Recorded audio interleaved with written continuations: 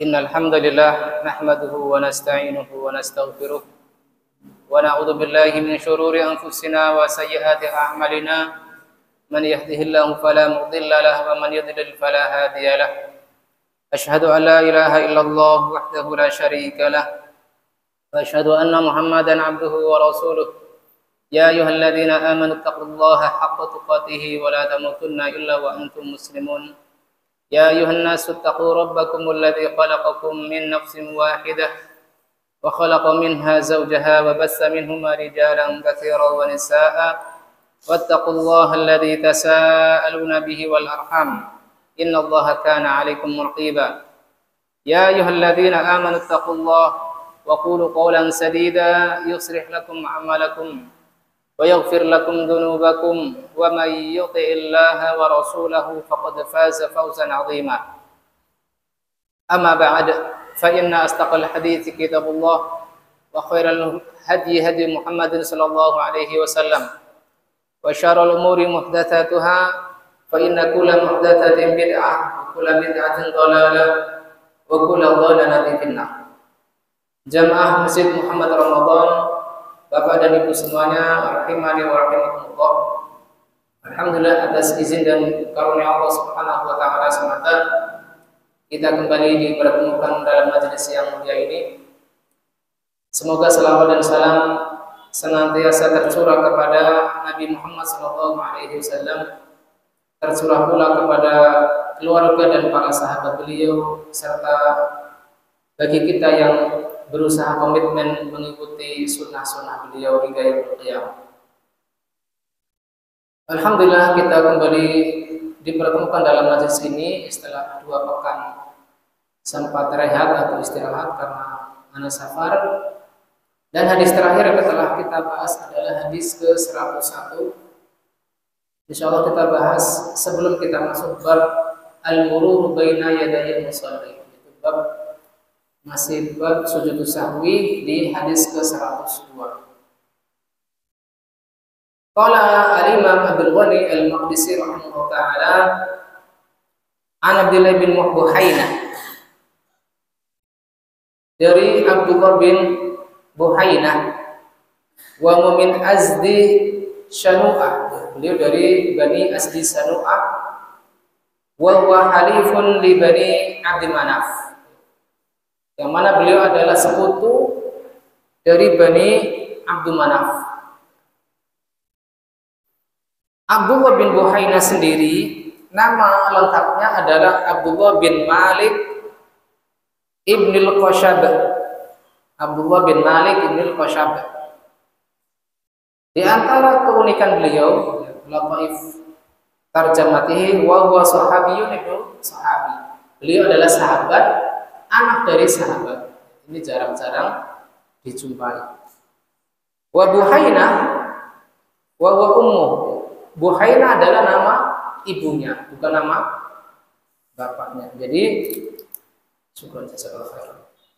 Nama lengkap beliau adalah Abdullah bin Malik bin Al-Qashab, sedangkan Buhainah adalah apa yang masyhur bagi beliau. Buhainah adalah nama ibunya. Wa qila ummu abihi, ada yang mengatakan bahwa Buhainah adalah ibu dari bapaknya. Sedangkan Buhainah sendiri namanya adalah Abdah bintil Haris. Ya, Buhainah itu adalah laqab atau gelar bagi ibunya atau ibu bapaknya, yang nama aslinya adalah Abdah bintil Haris. Wahiyah sahabiyah, dan dia termasuk sahabat Nabi dari kalangan perempuan.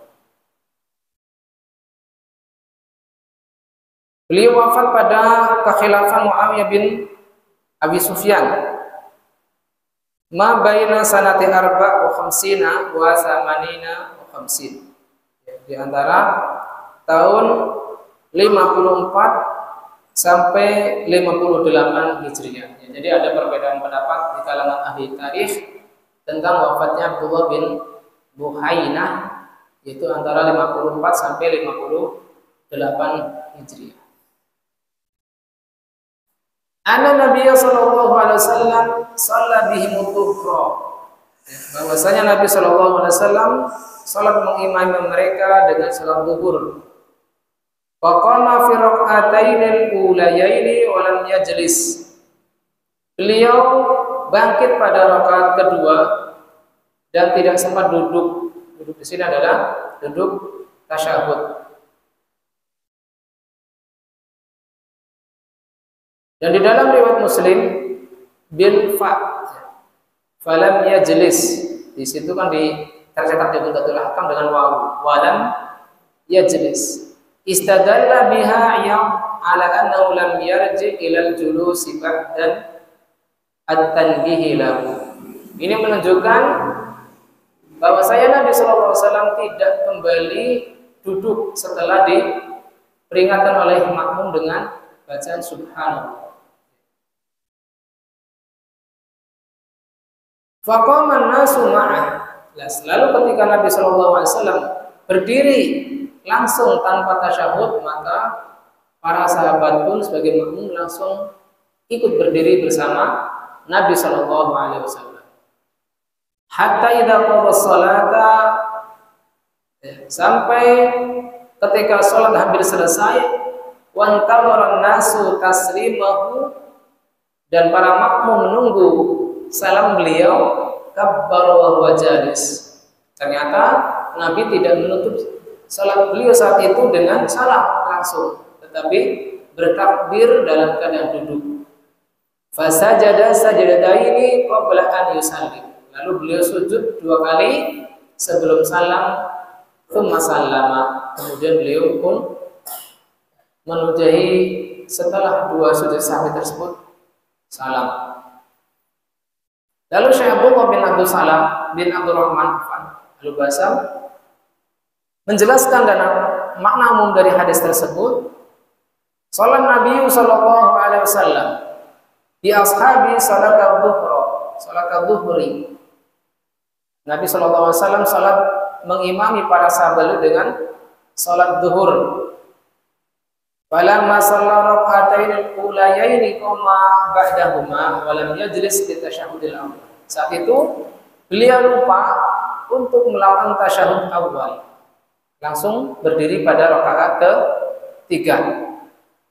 Fatabahul ma'mumun ala dzalik. Setelah makmum mengingatkan beliau tetapi beliau tidak kembali duduk, maka para makmum pun ikut berdiri.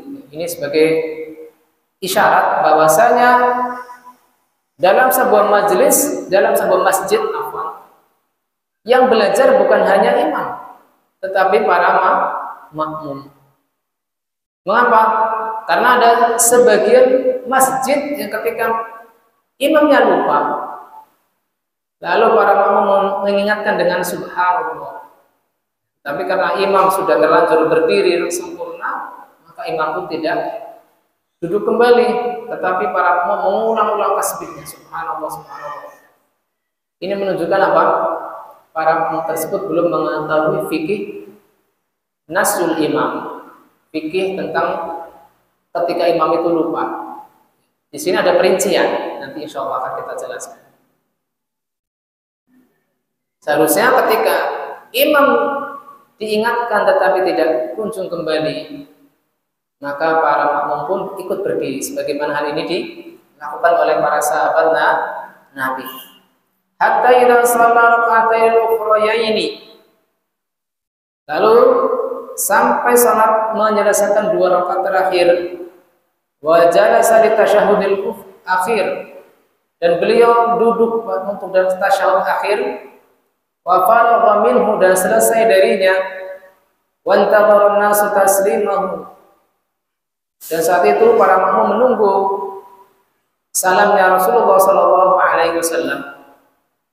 Jadi antara faedah daurah kemarin ketika Syekh Basim bin Faisal al-Jawabiro memberikan daurah seputar takfir, beliau itu senantiasa mengulang-ulang sholawat, ya.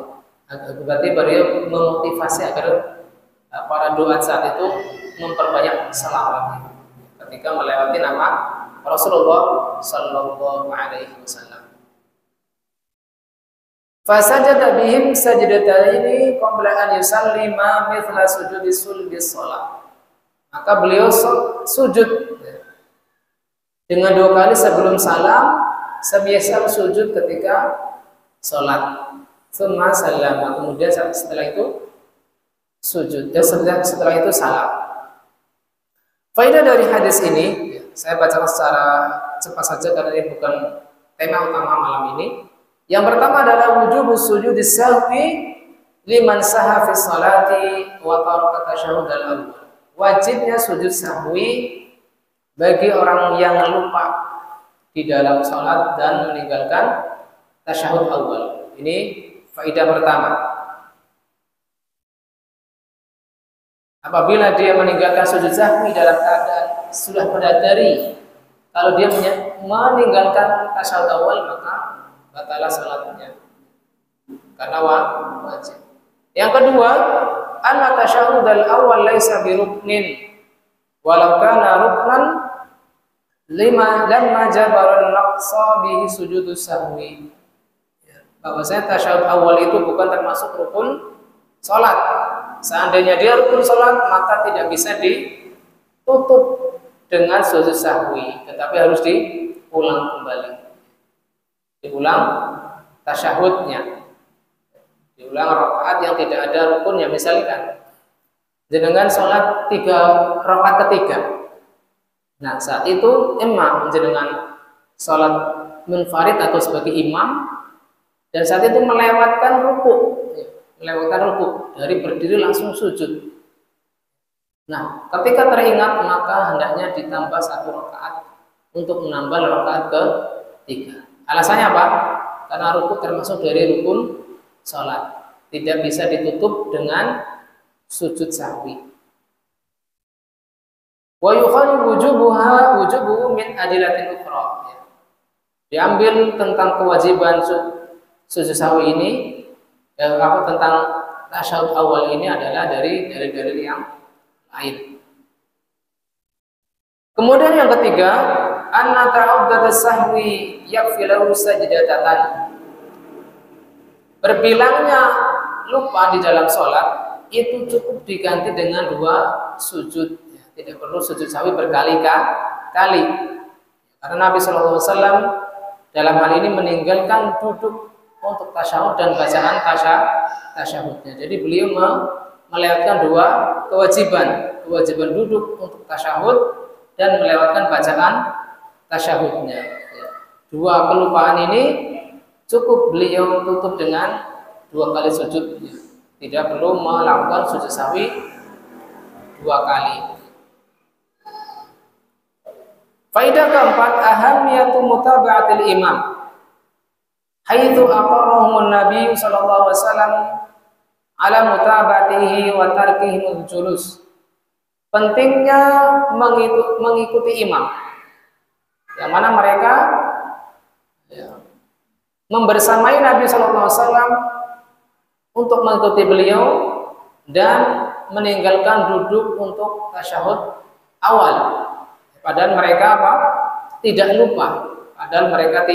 Tidak lupa. Tentunya dengan diikuti tanbih kepada imam dengan bacaan subhanallah. Faqad zada Nasa'i wa Ibnu Khuzaimah wal Hakim, dan pada riwayat Nasa'i, Ibnu Khuzaimah dan Al-Hakim ada tambahan riwayat dengan bacaan wasabbahu bihi. Para makmum yaitu para sahabat baca tasbih untuk mengingatkan Nabi SAW agar beliau kembali untuk duduk tasyahud. Famadha hatta faragha min salatihi, tetapi Nabi SAW tidak duduk dengan tanbih tersebut. Alasannya apa? Karena beliau sudah berdiri sempurna.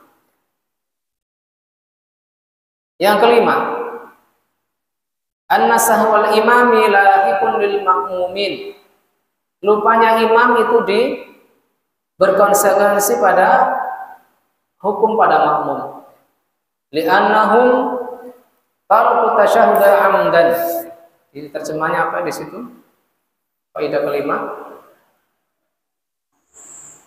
Berlaku juga pada makmum karena para sahabat dalam hadis meninggalkan tasyahud awal. Jadi secara hukum lupanya imam ini berlaku hukumnya juga pada makmum. Ditinggalkannya tasyahud awal bagi imam adalah karena lupa. Adapun bagi makmum adalah karena mengikuti imam, bukan karena sengaja. Wal muta'ammidu alaysa alaihi sahun li tarkil wajib, yang mana orang yang sengaja laisa alaihi sahun li tarkil wajib pada asalnya adalah membatalkan sholat. Pada awalnya akan membatalkan sholat apabila dia sholat sendiri atau menjadi imam. Tetapi karena di sini mengikuti imam yang mana imam itu lupa, maka sholat makmum saat itu tidak batal. Wa inna ma tabdulu sholatu fi ghairi misli hadhihi surah.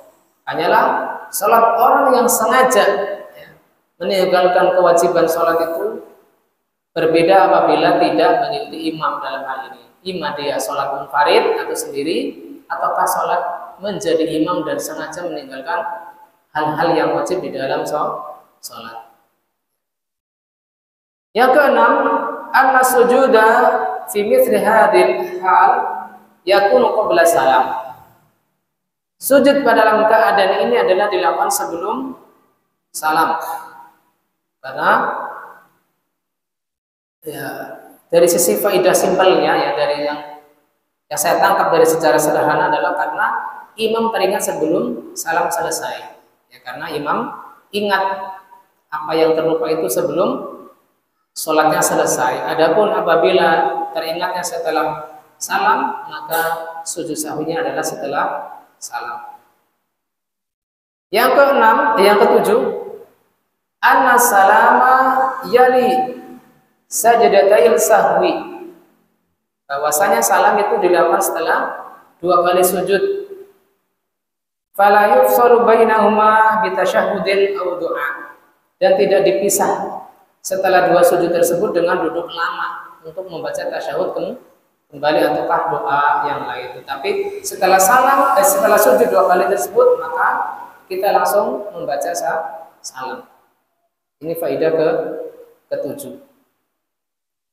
Saya tambahkan faidah yang tidak disebutkan oleh Syekh Abdullah Al-Basam. Yang ke-8, monggo dicatat. Al-hadisu dalilun ala ruku'iz sahwi minan Nabi sallallahu alaihi wasallam. Hadis ini menunjukkan atau sebagai dalil atas terjadinya sifat lupa pada Nabi sallallahu alaihi wasallam. As-sahwu minan nisyan wa nisyanu min tabiatil bashar. Bahwasanya di antara tabiat manusia biasa adalah memiliki sifat lupa. Bahkan Nabi pun sallallahu alaihi wasallam tertimpa oleh sifat ini karena beliau adalah manusia biasa. Hal ini dikuatkan oleh sabda beliau sallallahu alaihi wasallam, "Inna ma ana basyarun mislukum, ansa kama tansaun." Saya hanyalah manusia biasa seperti kalian. Aku lupa sebagaimana kalian lupa. Fa idza nasitu fadzakiruni. Apabila aku lupa maka ingatkan aku. Kata Nabi Allahumma shalli wa sallim alaihi. Hadis ini diriwayatkan oleh Ibnu Mas'ud dari Al-Bukhari dan Muslim. Baik, kita masuk ke bab al-mururu baina yadayil musalli. Hukum melewati orang yang sedang sholat. Hadis pertama mungkin akan saya bacakan juga dari kitab Umdatul Ahkam Kubro, barangkali ada tambahan faidah. Al-hadis as-salis ba'dal mi'ah, hadis ke-103. Qala al-mu'allif rahimahullahu ta'ala an Abi Juhaim Ibn Simmah Al-Ansari radhiyallahu anhu. Dari Abu Juhaim Ibn Simmah, ya, saya bacakan biografi beliau. Saya bacakan di Umdatul Ahkam Kubro, tidak disebutkan siapa nama beliau sebenarnya. Disebut di sini Abu Juhaim Ibn Haris Ibn Simmah Al-Ansari. Lahu suhbah Aisyah ila khilafati Muawiyah. Beliau memiliki keistimewaan berupa persahabatan beliau dengan Nabi Shallallahu Alaihi Wasallam dan hidup sampai pada khilafah Muawiyah bin Abi Sufyan. Qala Rasulullah Shallallahu Alaihi Wasallam, beliau berkata, Rasulullah Shallallahu Alaihi Wasallam bersabda, "Lau ya'lamul maru baina yadayil musalli." Seandainya orang yang melewati orang yang di depan orang sholat, mada alaihi minal ism, apa yang akan menimpanya berupa dosa, lakana an yaqifa arba'ina khairan lahu, maka dia akan berdiri selama 40 itu lebih baik baginya min an yanmura baina yadayil musalli, daripada dia bersegera untuk melewati orang yang sholat tersebut. Ya, jadi di sini apabila ada orang yang sholat, ya, lalu orang yang mau melewati di situ tahu bahwasanya itu ada hukuman, ada dosa, maka dia lebih baik menunggu 40. 40 di sini ada kebingungan ya, di rawi apakah itu 40 hari ataukah 40 bulan ataukah 40 tahun. Jadi di sini ada isyarat kita tidak boleh melewati orang yang sholat di depannya.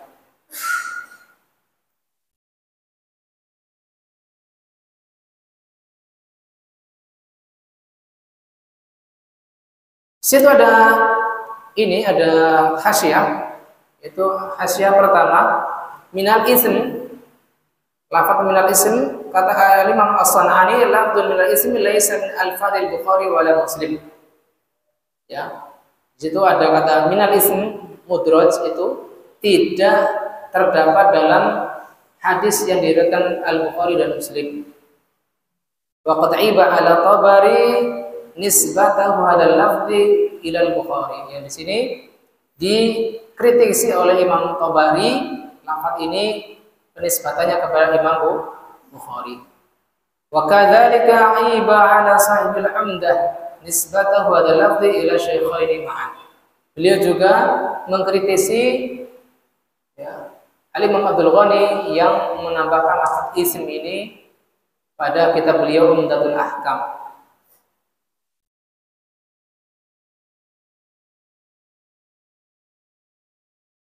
Kemudian catatan kaki kedua, isu arba'ina khairan lahu, nasab ya, ala annahu khabaru kana, yang nasab dengan fathah karena dia adalah khabar kana. Adapun dalam kitab Umdatul Ahkam Kubra adalah dengan rafa, dengan dhammah.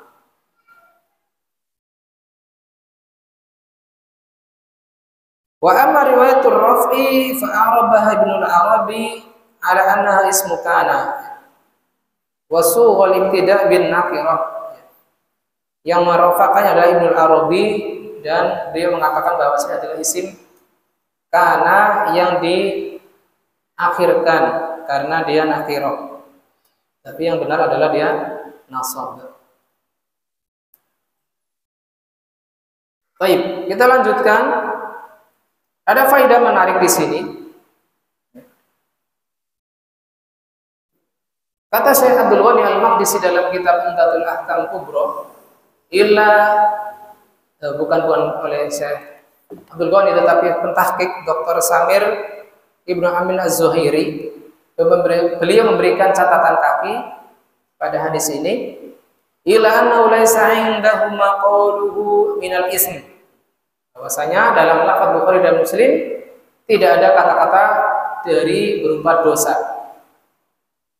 In hadzal lafdhu laisa min hadis, bahwasanya lafaz ini bukan termasuk dari hadis.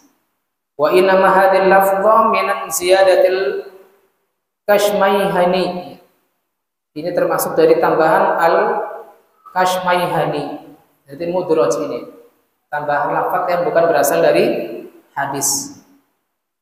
Walakin laysat hadha ziyada fi syai'in min ar-riwayat 'inda ghairihi.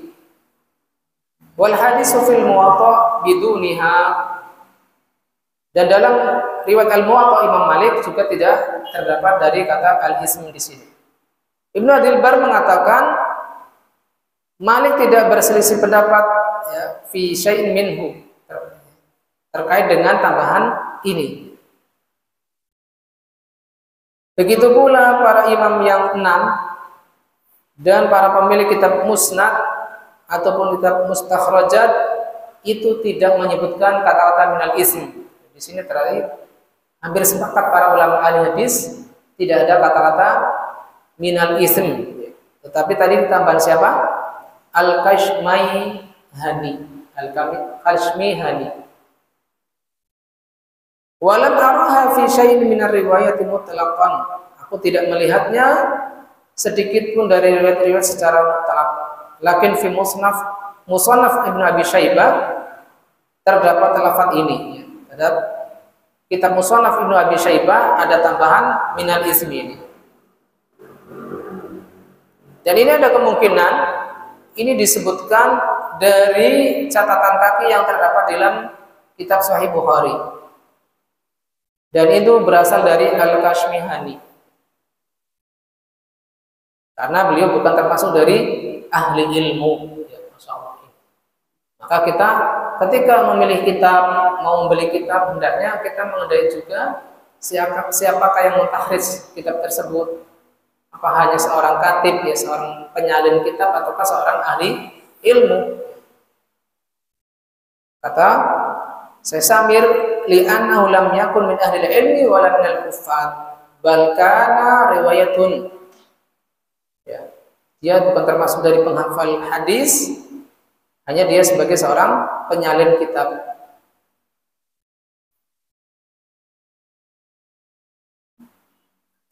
Dan yang disesalkan, ya, kata Imam Ibnu Shalah dalam Mushkilul Wasit, bahwasanya ini diingkari pula oleh Ibnu Hazm dalam kitab Fathul Bari. Tetapi beliau justru malah menyebutkannya di kitab Bulughul Maram. Ya. Maka di sini sebutkan fa subhanallahi ma la yansa. Maha suci Allah yang tidak pernah lupa. Ya. Karena apa? Al-Hafiz sendiri mengkritisi tambahan ini di dalam kitab Fathul Bari beliau. Tetapi apa? Justru menyebutkannya di kitab yang lain, yaitu kitab Bulughul Maram. Ini menunjukkan bahwasanya manusia ini lumrah disusupi oleh sifat lupa. Baik.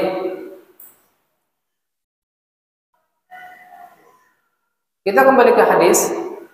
Qala Abu Nadhr, la adri qala arba'ina yauman aw syahran aw sanatan.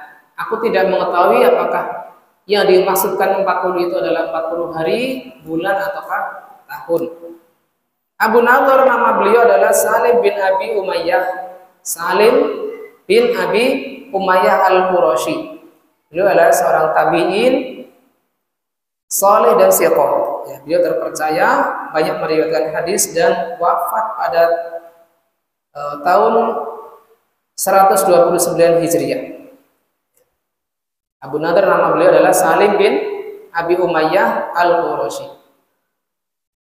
Kita masuk kepada makna global dari hadis ini. Kata Syekh Al-Basam rahimahullah taala, al-musalli waqifun baina yaday rabbih yunaji wa yunadih. Orang yang salat itu berdiri di hadapan Allah dalam rangka bermunajat dan mendekat kepadanya. Wa idza marra baina yadayhi fi hadhil hal marrun qata'a hadhil munajah. Apabila saat itu dia dilewati oleh orang yang salat, orang yang melewati dia di dalamnya, maka itu akan memutuskan munajatnya. Wa syawwasha alaihi ibadatah, akan menyibukkan pikirannya, yang membuat sibuk hatinya. Lidza udima dzambun min tasabbubi fil ikhlali bi salatil musalli bi mururihi.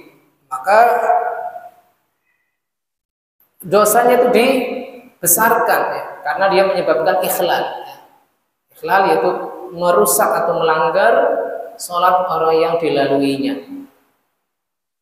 Wa akhbara syari'an annahu law alima, maka syariat ini mengabarkan atau memberitakan bahwa apabila orang yang lewat di depan orang tersebut tahu man la yatarattaba alaihi ala mururihi min al-ismi wad dambi la faddala an yaqifa makanah.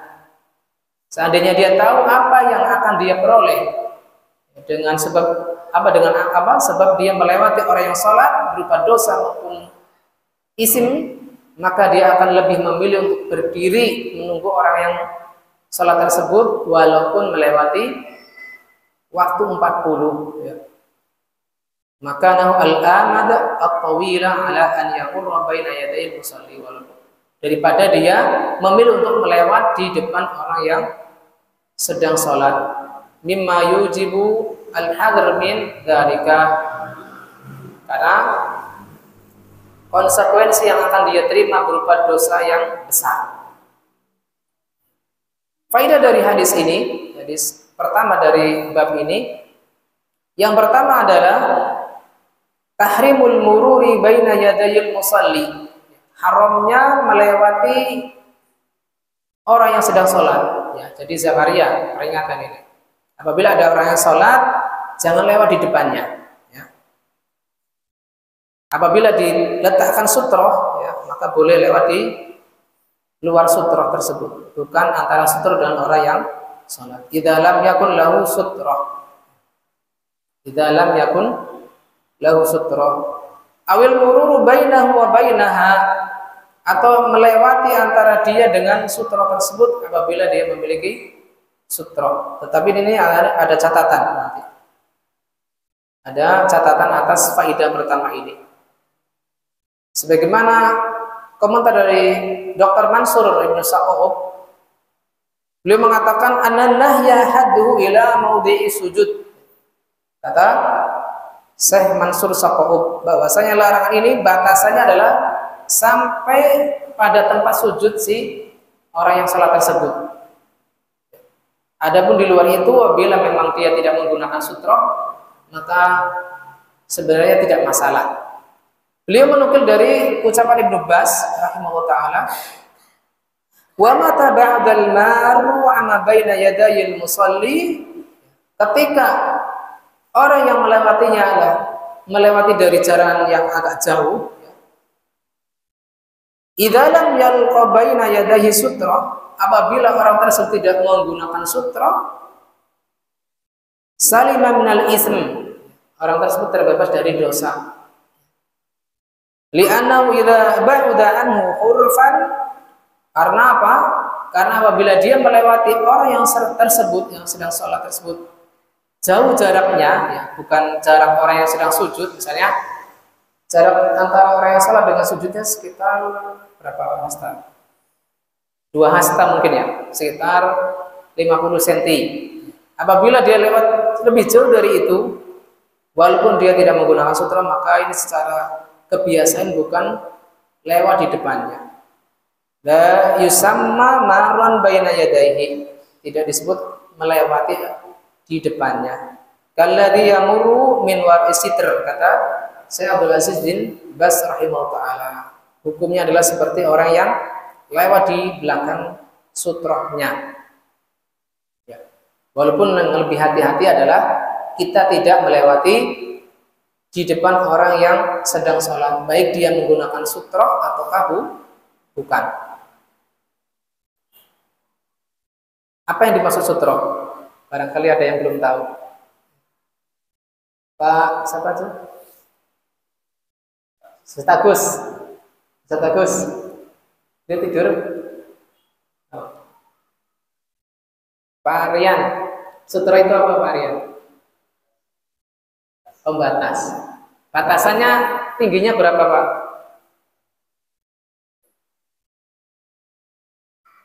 Berarti segini.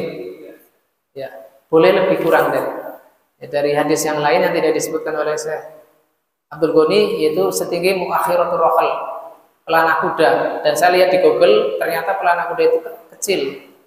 Ya, sekitar satu jengkal. Jadi kita boleh menggunakan tas ya yang segini ya, itu boleh dipakai buat sutra. Tidak harus 1 hasta ya, tingginya segini ya. lebih pendek dari itu maka tidak mengapa. Ya, segini juga nggak apa-apa. Ini malah lebih dari 1 jengkal. Asal bukan garis ya. Kalau garis itu nanti disebutkan dalam hadis yang lemah.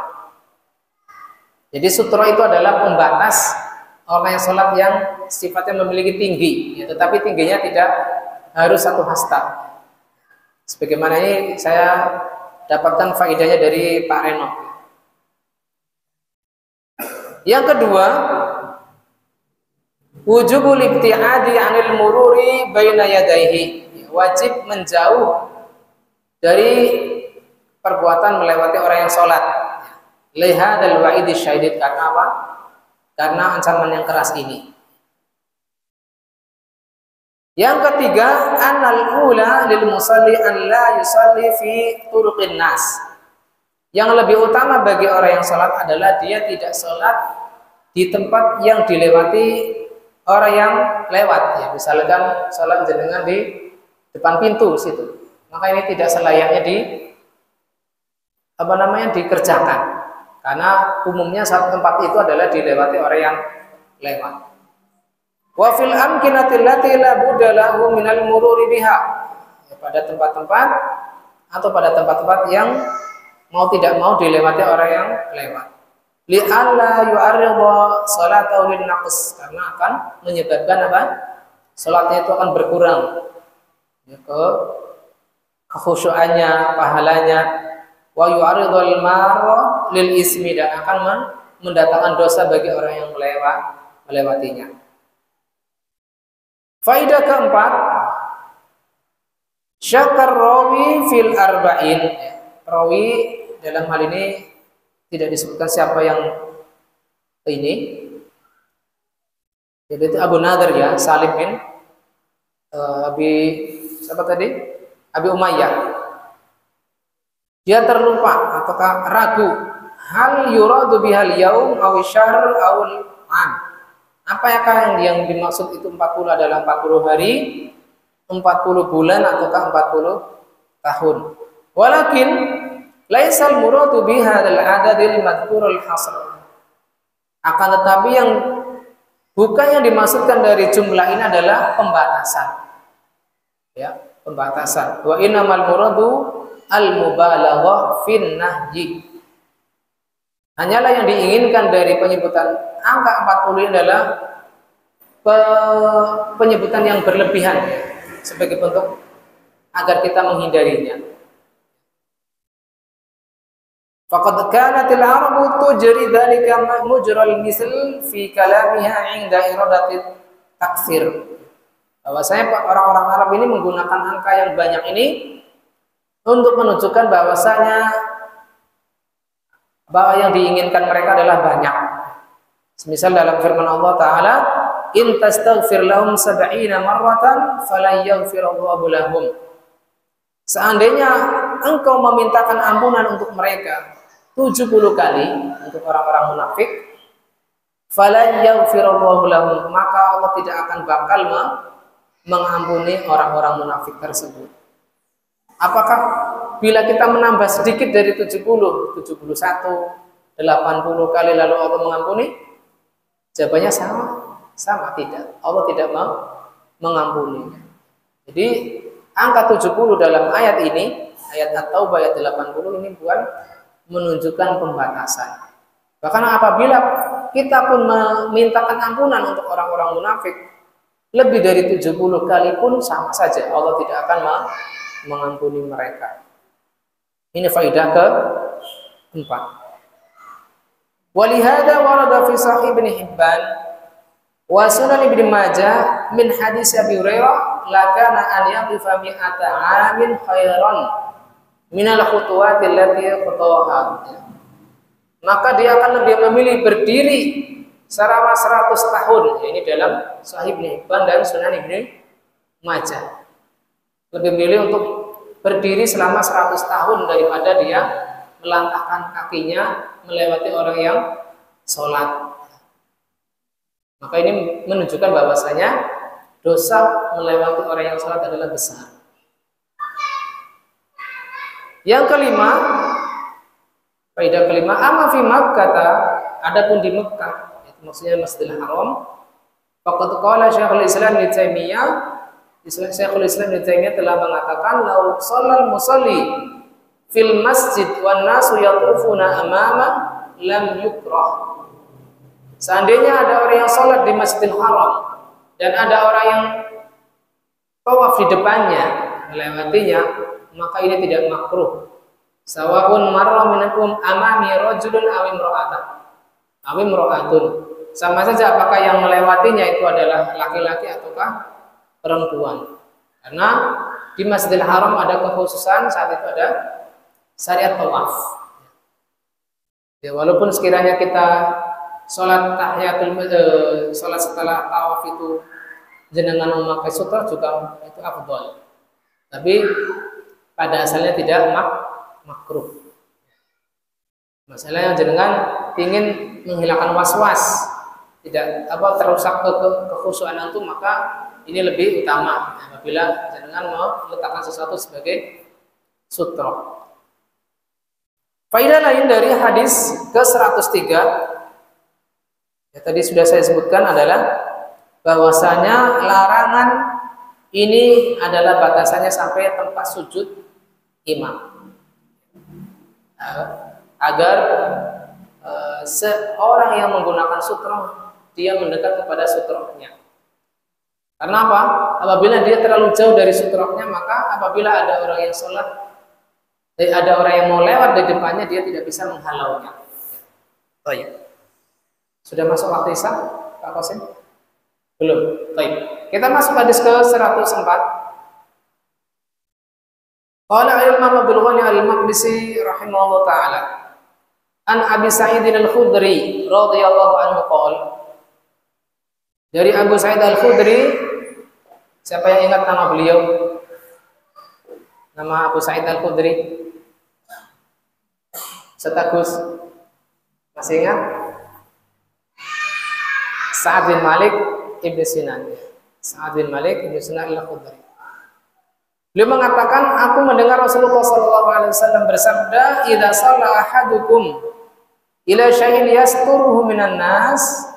Bila salah seorang dari kalian salat menghadap kepada sesuatu yang menutupinya dari manusia, dari masyarakat, fa arada ahadun an yajtasa baina yadayhi falyadfa'hu.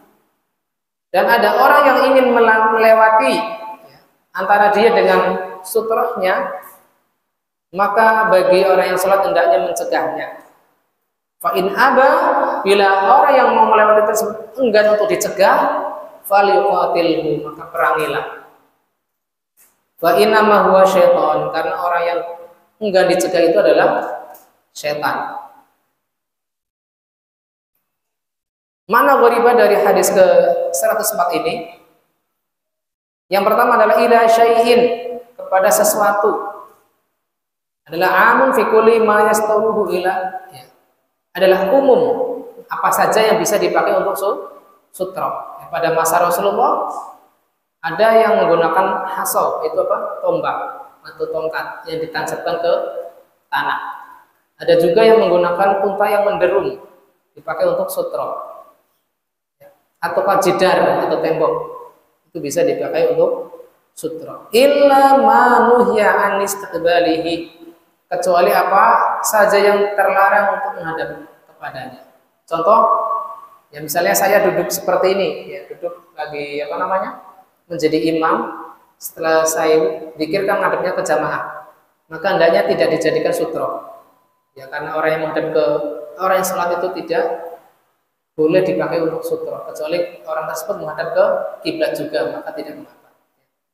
Sepertinya saya sedang mendengar azan, kita jeda terlebih dahulu kajian kita dengarkan azan terlebih dahulu, lalu kita akan lanjutkan setelahnya biidznillah taala. Wassallallahu ala nabiyyina Muhammadin wa ala alihi wasallam.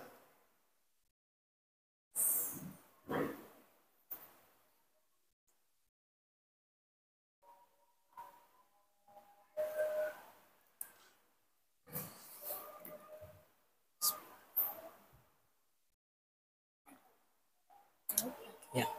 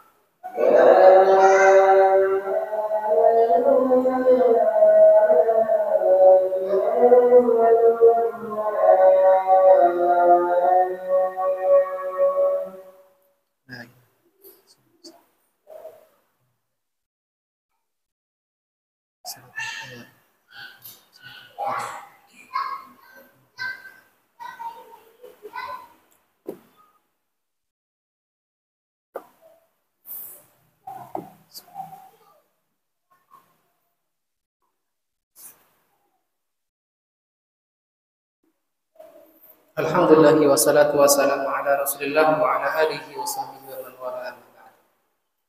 Kita lanjutkan dari makna gharib ya. Makna asing dari hadis ini, yang pertama ila syai'in tadi adalah umum segala hal yang bisa dipakai untuk menjadi sutra kecuali apa yang dilarang. Di antaranya tadi apa? Orang yang menghadap ke orang yang sholat itu adalah terlarang untuk kita pakai untuk menghadap sebagai sutra. Atau sesuatu yang menyibukkan hati kita, misal gambar makhluk bernyawa, misalkan di tembok ada gambar patung, gambar makhluk bernyawa, apakah hewan ataukah gambar manusia, maka selayaknya tidak digunakan untuk sutra. Yang kedua, fal yuqatilhu, hendaknya ia memeranginya. Tetapi di sini adalah laisa bisilah, tidak boleh diperangi dengan senjata, apakah dengan pisau, pedang dan lain sebagainya. Lakin biquwatil man'ilahu 'alal murur, tetapi diperangi dengan kekuatan yang bisa menyegahnya untuk lewat di depannya dengan tangan kita, atau dengan yang lebih ashal dari itu, misalkan ada orang yang mau lewat, kita baca subhanallah, lalu orang itu iya ada rasa, terus dia tidak jadi melewatinya, mengurungkan perbuatannya, maka ini ashal, alhamdulillah. Ini yang kedua. Yang ketiga, asyaitan. Syaitan itu adalah imtina'uhu min af'ali syaitan, apa yang dapat membawanya pada perbuatan syaitan, au ma'hu syaitan, ataukah dia bersama setan yang menuntunnya untuk melewati orang yang sholat. Ada riwayat yang disebutkan oleh pentahqiq Umdatul Ahkam Kubra tentang hadis ini, yaitu dari jalur Abu Saleh As-Samman. Dia mengatakan, aku melihat Abu Sa'id Al-Khudri pada hari Jumat, yusalli ila syai'in yasturuhu minan nas. Dia salat menghadapkan sesuatu yang dia jadikan sutra dari manusia.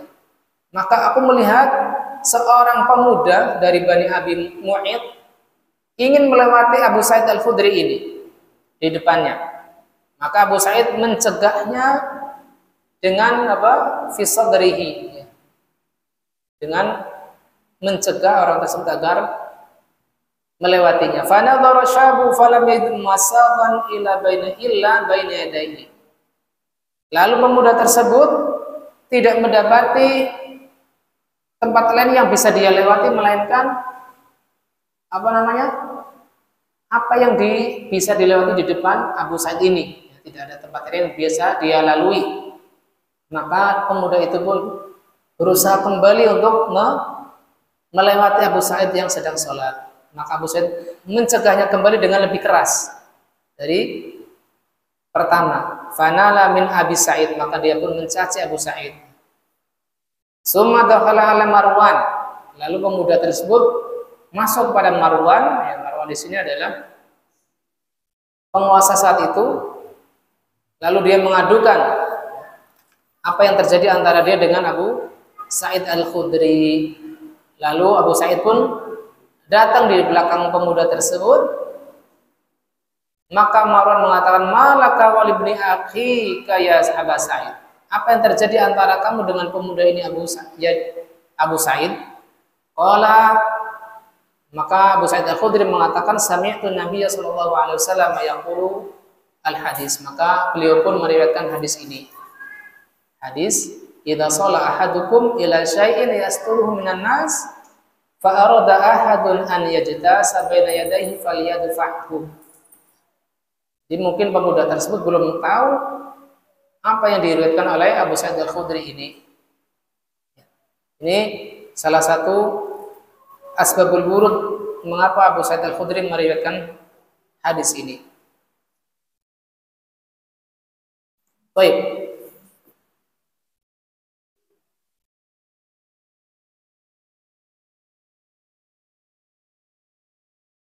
Ada di makna global dari hadis ini, kata Syekh Abdullah Al-Basam, apabila seorang yang sholat, ya, dakhala al-musalli fi salatihi, apabila ada orang yang sholat masuk mulai memulai sholatnya dan telah meletakkan sutra di depannya sehingga tidak berkurang sholatnya dengan orang yang lewat di depannya, farada ahadun an yajtasa baina yadayhi, dan lalu ada orang yang ingin melewati antara dia dengan sutra, maka dia hendaknya mencegahnya dengan yang paling ringan terlebih dahulu. Dengan yang paling ringan terlebih dahulu. Fa illam yandafi bisuhunatin wa yasuru faqad asqata hurmatahu wa asbaha mu'tadiyan. Bila dia dicegah dengan hal yang mudah, tidak menghindar, maka jatuhlah kehormatan orang yang hendak melewati tersebut, dan dia boleh diperangi dengan hal yang lebih kasar, ya, mungkin dicegah dengan tangan, ya, dan lain sebagainya. Wa tariqul liwaqfi udwanihi wal muqatalah bid'afil yadi fa inna amalahu hada min a'mali syaitan, ya, karena di sini dibolehkan untuk mencegahnya dengan memeranginya dengan tangan, karena amalan orang yang melewati orang yang sholat adalah amalan syaitan. Alladzina yuriduna ifsada ibadatin nas, yang mana setan ini secara umum adalah menginginkan untuk rusaknya ibadahnya masyarakat. wa talbisu alaihim fi salatihim, dan membuat talbis ya, mencampur adukan antara kekhusyuan dengan hal-hal yang di luar salat. Maka ini menunjukkan apapun yang bisa merusak orang yang salat, maka ini adalah perbuatan syaitan ya, terutama bagi anak-anak yang mungkin bercanda ya, sedang sholat diajak bicara, maka ini adalah perbuatan syaitan. Hendaknya kita menegurnya semampu kita, bukan hanya sekedar melewati orang yang depan sholat, perbuatan syaitan ini, tetapi apa saja yang termasuk mengganggu orang yang sholat, ya, mengajak bicara, mencandainya sehingga orang lain batal sholatnya, maka adalah perbuatan syaitan. Hukum yang terambil dari hadis ke-104 ini, yang pertama adalah disyariatkan membuat sutra bagi orang yang sholat. Liyaqiya salatahu minan naqsi awil qati, untuk menjaga orang sholat tersebut dari kekurangan dan terputusnya sholat. Dan hukum membuat sutra ini adalah mustahab, laisa biwajibin. Ya, sutra ini adalah hukumnya mustahab dan bukan wajib. Mengapa? Ya karena lafaz hadisnya idza shalla ahadukum, dengan kata-kata idza, apabila salah seorang kalian sholat menghadap sutra, maka konsekuensinya mafhumnya adalah dalil ala annahu qad yusalli bila sutra. Ya, ada orang yang sholat tidak menghadap ke sutra, maka ini tidak membuat sholatnya batal ataukah berdosa. Tapi apabila orang tersebut membuat sutra di hadapannya, maka orang lain yang mau lewat tercegah atau terlarang dari melewati antara dia dengan sutranya. Ini faidah pertama. Yang kedua, udah 7:30 ya, Masya Allah, ini target selesai bab ini kayaknya Qadarullah belum bisa ya. Yang kedua, masyru'iyati qurbihi minha, disyariatkan bagi orang yang sholat untuk mendekat ke sutrahnya.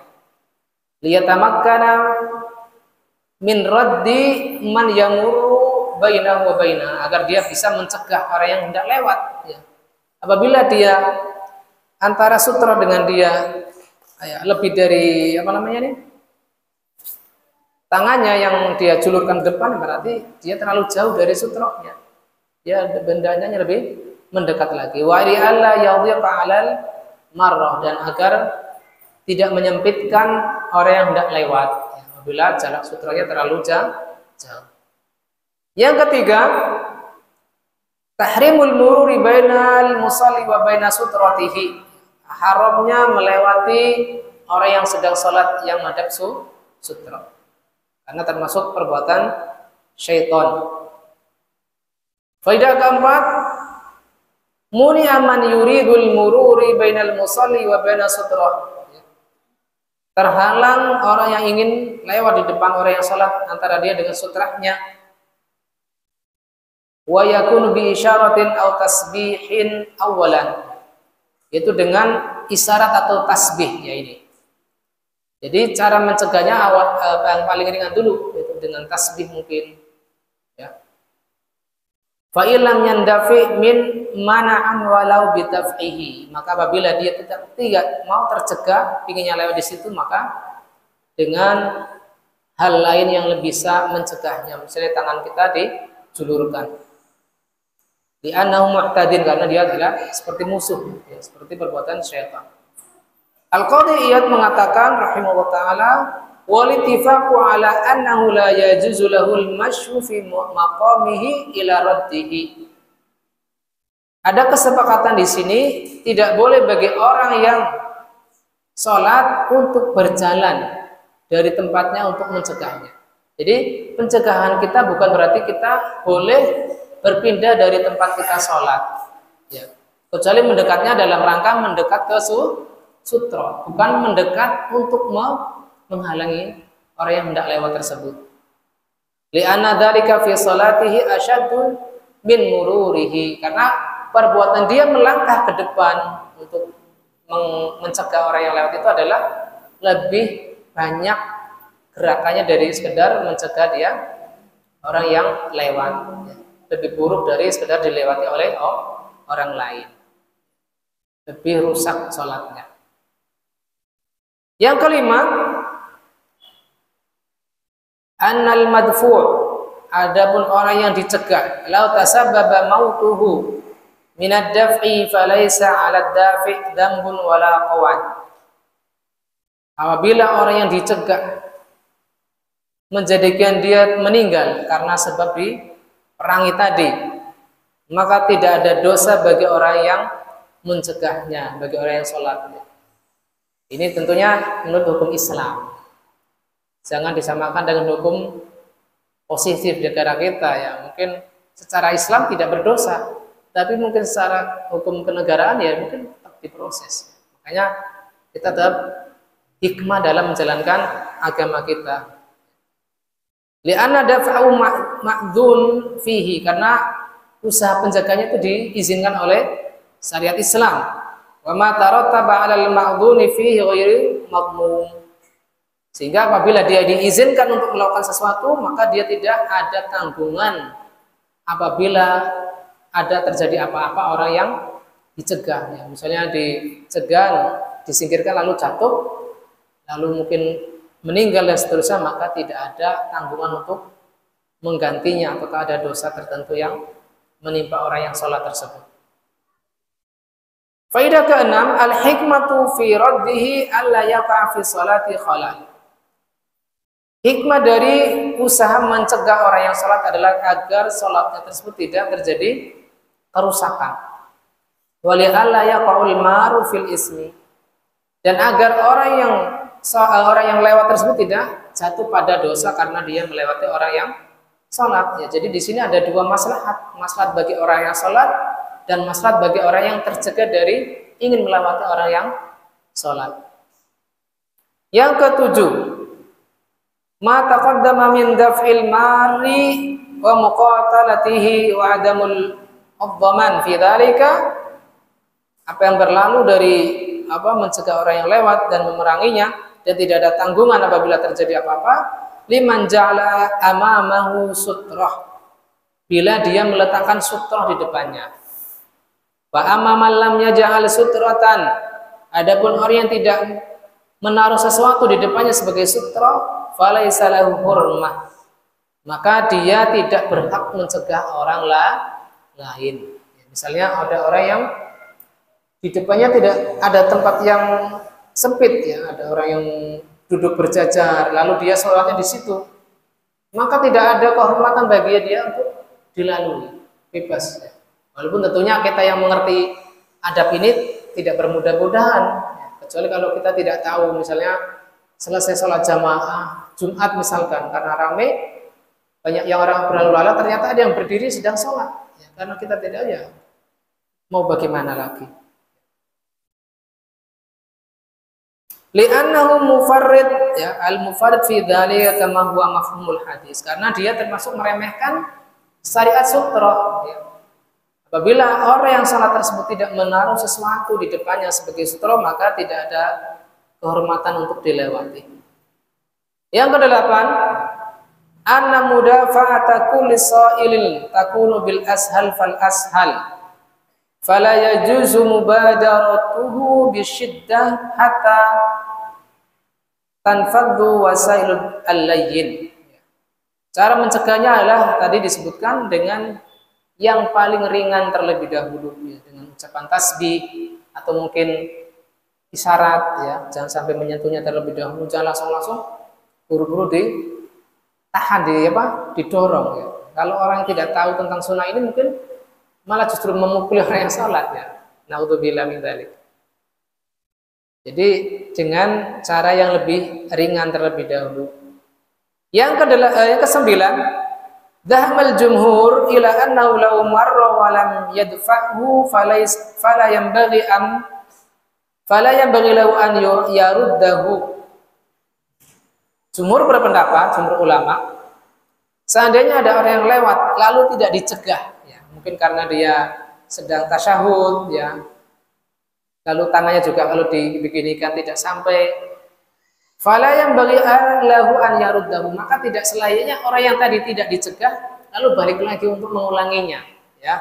Walaupun pada kesempatan pertama dia tidak dicegah oleh orang yang sholat, li'anna fihi i'adatun lil murur, karena itu akan mengulangi hal yang dia terancam dengan dosa, yang apabila dia berdiri selama 40 waktu itu lebih baik baginya. Yang ke-10, Ibnu Daqiq Al-Id menyebutkan bahwasanya orang yang sholat yakhtassu bil ismi dunal mari. Orang yang sholat justru terkena dosa. Bahkan dosa tersebut tidak menimpa orang yang lewat. Idza lam yakun lil mari manduhatun alal murur. Bila orang yang sholat tersebut tidak menyisakan tempat untuk dilewati. Misalnya kan tadi saya contohkan orang yang sholat justru sholat di depan pintu, yang harusnya itu tempat dipakai untuk lewat justru dipakai untuk sholat. Maka yang dosa bukan orang yang lewat, tetapi orang yang sholat. Waqala, yaitu Ibnu Daqiq mengatakan yashtarikani fil ismi idza kana lil mari manduha wa ta'arrada lahu musalli. Ya.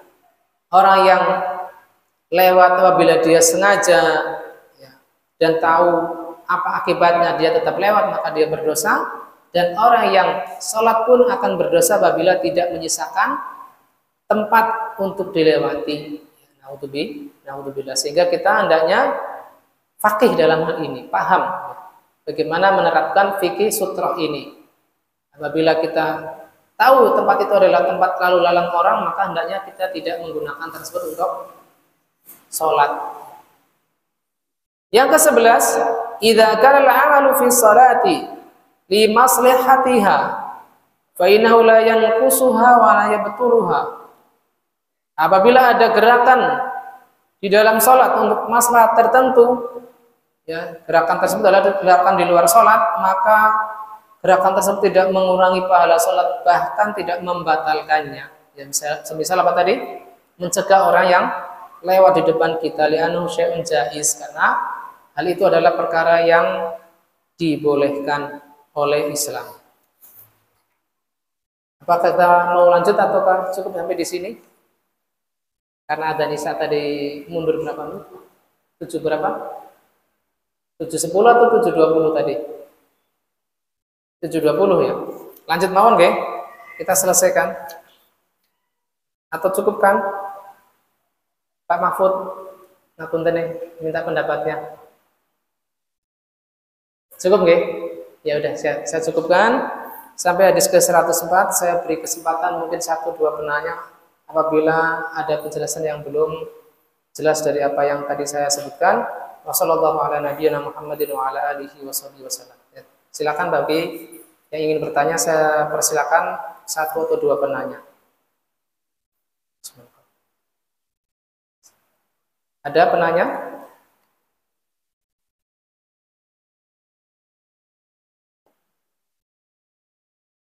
Tidak ada? Pak Agus? Dia mau ke Pak Agus.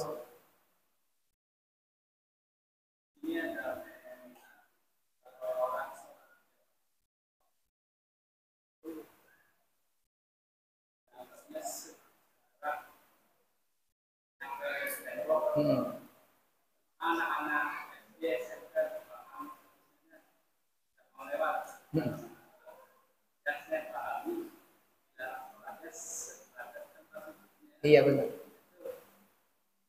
Ya, jazakumullah khairan atas pertanyaannya. Tadi sudah saya sebutkan, ya, mulhaq ataupun tambahan dari Syekh Dr. Mansur As-Saqaf hafizahullah taala tidak disebutkan di buku ya, bahwasanya batas antara seseorang yang tidak boleh dilewati adalah apabila jarak dia dengan tempat sujudnya. Ya, misal contoh yang paling mudah ya, seukuran sejadah ini. Ya, baik dia menggunakan sutra atau tidak, maka yang tidak boleh dilewati adalah jarak antara dia dengan ujung sejadahnya. Hendaknya tidak boleh kita lewati langsung. Adapun di luar itu, misalnya orang tersebut sholatnya di sini, dia tidak menggunakan sutra, maka boleh lewat di sini sekitar 2 meteran ya dari luar ininya, luar dia ini. Apalagi dia tidak menggunakan sutra. Di sini disebutkan tadi apa? Laisa lahu hurmah. Dia tidak memiliki kehormatan untuk tidak dilewati. Ya, karena dia li'annahu minal mufarritin. Dia termasuk orang yang bergampang-gampangan tidak menggunakan sutra. Ya, wallahu taala. Monggo Pak. Ya. Yang melintasi anak kecil juga sebenarnya tidak boleh.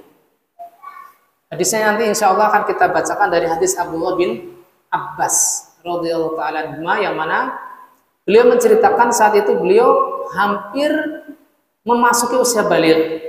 Tapi hadisnya belum saya bacakan.